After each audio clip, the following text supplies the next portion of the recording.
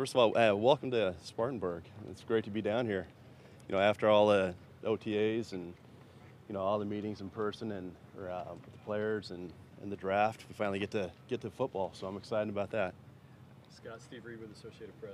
Nice to meet you in person. Nice to meet you. You talk about getting Taylor done and how important you felt that was to get that done before the deadline. He's a cornerstone player on our team, and anytime you get a guy like that done, it's great for the team. He does everything the right way.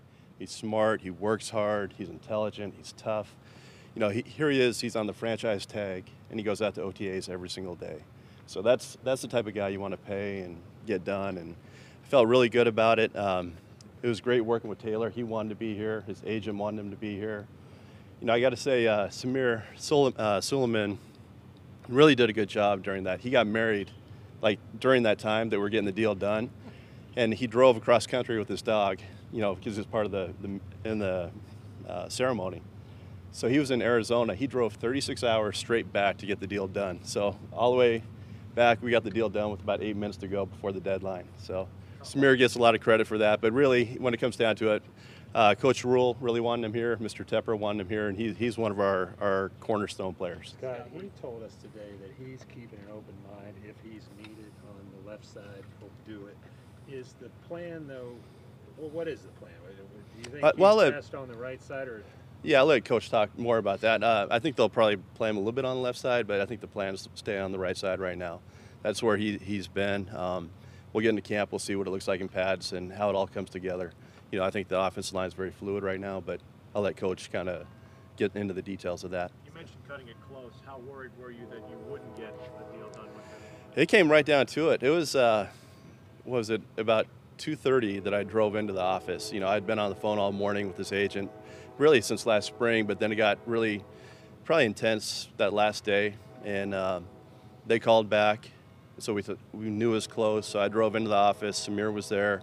They were working through language, and then, like I said, we got it done. I think it was 3:52, and the 4 o'clock was the deadline. So it came right down to it. You guys are one of the top teams with vaccination rate over 85%, top 4 teams. How comfortable are you with how Matt and you guys have been able to reach that threshold? And did you say something to the players like, hey guys, if we want to be serious about this, I want you to get vaccinated? Well, I think the players have done a great job doing that. Dr. Gritter, Eddie Levens, Coach Rule, our entire staff did a great job educating our players what the vaccine is, how it can help you. I know personally I believe in it. My entire family has been vaccinated, so I think it just helps protect us. We don't tell them what to do. We can't say, hey, listen, you do this, you do that. All we can do is educate them. It's their own personal decision, but I'm really excited where we're at as a team. Scott, y'all are in a pretty good cap situation. Has there been any thought as to possibly adding any free agents at any certain positions, or no? There's some uncertainty on the left side of the offensive line, and maybe you might want to add that. Is there any thought? I think we're always looking to add players at every position. Keeping some cap space is important to us. There's a lot of planning too, not just this year. We're looking at next year, the year after, building our model. Who do we want to pay next? So I know we have 2 or 3 players that are, we're talking to, and that's gonna kind of lead us where we're at. We do want to save some money. We have to save a reserve in case guys get injured during the season and so forth, but it's nice to have a little bit of cap space right now. Staying along those lines, how do you feel about the composition of the roster as it is right now? I like where it's at right now. I think we added a lot of good pieces, a lot of depth this offseason. I think defensively we added a lot of strength, a lot of size and speed to that side of the ball. Skill position-wise on offense, we're in good shape. Offensive line is going to come together. Obviously, we have Paredes and Taylor and some other guys that have been there, but that's probably the most fluid thing. We'll see where it's at once we get into camp and pads. But overall, I like where we're at, but we're never set. We're never satisfied with where our roster is at. We're going to always look to improve. Scott, you looked at some safeties in minicamp. What were you kind of looking for when you guys did that, and how do you feel about the safety room right now? Yeah, we're going to always look. We always bring guys in, and we had 5 guys that we could try out. So a couple safeties we brought in. We're going to look to add some speed on the back end. That's kind of one of the priorities that we want to look at. But it wasn't like just those guys. I think it was, we brought in a couple of vets. We took a look at them. We didn't sign them at that point, but they are guys that we would go to in case there's an emergency or someone goes down in camp. Scott, do you anticipate bringing in any competition at kick? kicker? How do you kind of view that situation with Joey? I think Joey did a nice job throughout the spring. He's our kicker. As of right now, I mean, like I said, every position we're always evaluating. If there's a need, we may bring someone in. If there's a kicker out there that we've liked in the past, we may just bring him in and take a look at him. It doesn't mean anything necessarily to Joey. But yeah, it's always something we're going to be evaluating. Do you feel like it's important to have competition at every position, just because that's the only one where there's no one else on the roster really competing? Yeah, we did have 2 in the spring, and then we made a move. Yes, absolutely. We always want competition, and I think you're going to see through camp this year, there's going to be a lot of turnover on the roster, and we're just taking a look at different guys and pushing other guys. And I think competition obviously brings out the best in everybody, and you want to see what guys are like in competitive situations. Scott, what's an example you've seen of Sam's leadership, and how did the whole vaccination figure into a leadership? I thought Sam did a really nice job throughout the spring with his leadership. He's a guy, when you're walking into the office at 7 in the morning, he's in there lifting weights. He's in there watching tape. Even on players' days off, I see him, he's walking out of the shower. So I think just through his actions, he's shown a lot of leadership. And then, I know a lot's been made out of Sam and the vaccination. He's, I'll let him talk about those things, but all those things work out. Scott, he doesn't want to talk about what he said earlier in offseason that he had not been vaccinated. Since then, he hasn't said it. Is that because so much was made about it, or have y'all wanted him not to talk about it, or what? Yeah, I have not said anything to him. I guess that's something he's done. That's a decision he's made not to talk about it. Can you say what your rate is right now? Because it was 85 reported a few weeks ago. I know we're pleased with where our rate's at. I think we want to just kind of keep those numbers in-house, but we're in a pretty good position. Scott, would Sam benefit from a veteran guy to bring in as a backup? I think we need to get into camp to see. I think Will's done a nice job, and PJ is obviously very athletic, and he's done a good job. You can only see so much through OTAs. I think one of the reasons why we're doing a couple joint practices is we're going to get live looks on guys, and we'll make a decision at that time if we need to add anyone at not just the quarterback position, but any position. Was the quarterback position and left tackle, were those critical in those decisions to do the joint practices? I would say, yeah. I would say that's definitely not just left tackle. I would say offensive line in general. Quarterback, you want to get as many reps, it's for Sam and Will and PJ as you can, just to see where we're at, give them different looks. I think the more they see, the more they'll be comfortable with where they're at. We want to see them blitzed a lot, how they react with that, managing line calls, and a lot of things that you can't do in a controlled practice that you can do in scrimmages, and that's why that was important. I know the real ROI on him won't come until the actual season, but have you seen glimpses, or what glimpses have you seen of kind of knowing that your investment was worthwhile with him? In Sam? I think you saw the progress throughout the spring. He's one of those guys that he still has all the athleticism that we saw when he was coming out. He's got all the arm talent. There's some times he looked really, really good. Like, wow, he's making a lot of progress. And then you throw something new at him, he kind of catches him off guard. But then he changes the next day. He doesn't make that same mistake, which is really good to see. And so he showed a lot of growth this offseason, and I think he's really comfortable here, and I think he likes it here, and he feels wanted, and the players have, been drawn to him. What are you hoping to get out of your first trip here to Wofford, except for a sunburn? Yeah. Getting to interact with fans, it's probably one of your first few times you're able to do that. Yeah, I think this is a really important time for the players. I mean, they wanted to be here. I think the growth and just being around guys every day in the dorms, kind of going through something, is really going to help them. And this is a very young team, so a lot of them aren't married or don't have kids. So this is a good time for the guys to really bond and come together. And I think this is a great environment at Wofford. They've been, great hosts so far since we've been here.